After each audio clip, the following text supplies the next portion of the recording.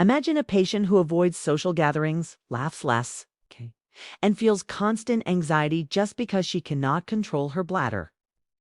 This is the emotional and physical reality of urinary incontinence, a condition that goes far beyond urine leakage. It impacts confidence, relationships, and quality of life.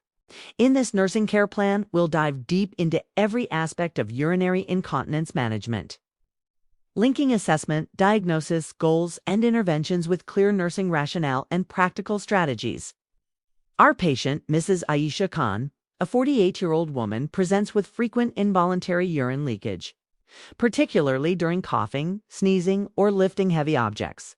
She reports feeling ashamed and anxious about her condition. Upon examination, her undergarments are moist and mild perineal redness is noted, suggesting skin irritation.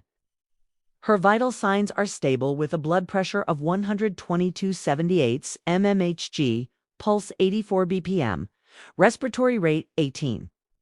Temperature 98.4 degrees Fahrenheit and SPO at 98% on room air. These findings indicate that her overall health is stable, but her urinary control mechanisms are compromised. The nursing diagnosis for this case is impaired urinary elimination related to weakened pelvic floor muscles as evidenced by involuntary urine loss.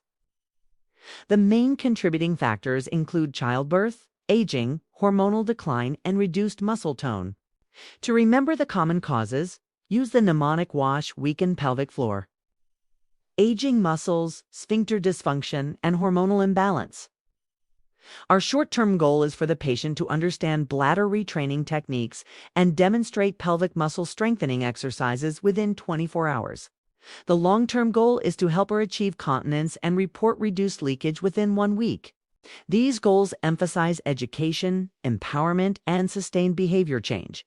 Key elements in nursing management. The nursing interventions start with assessment, monitoring, voiding patterns, frequency, and triggers that lead to leakage.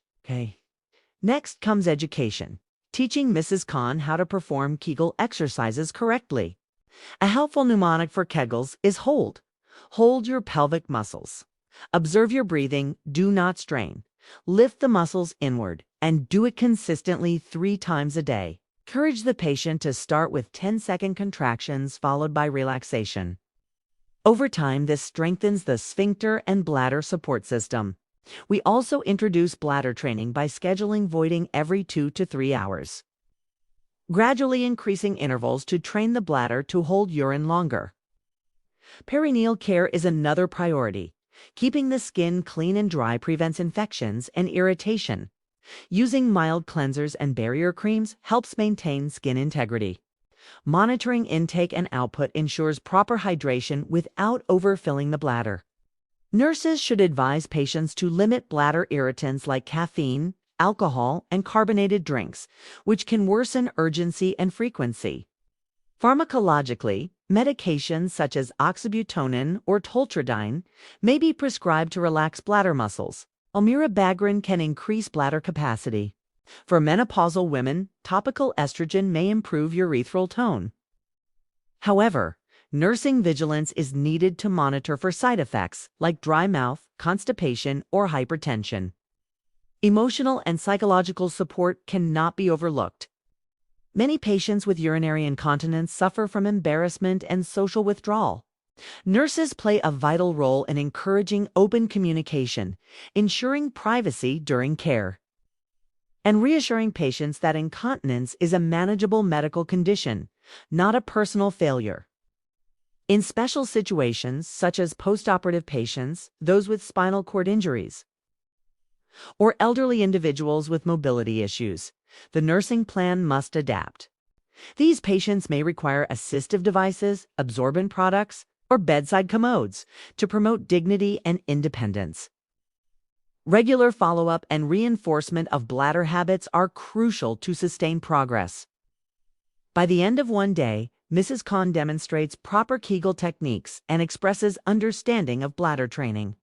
Within 1 week, she reports fewer leakage episodes, improved control, and renewed confidence. Through consistent nursing interventions, education, and compassion, she regains her sense of normalcy and dignity. In summary, urinary incontinence may seem like a minor issue, but its emotional and physical impact is profound.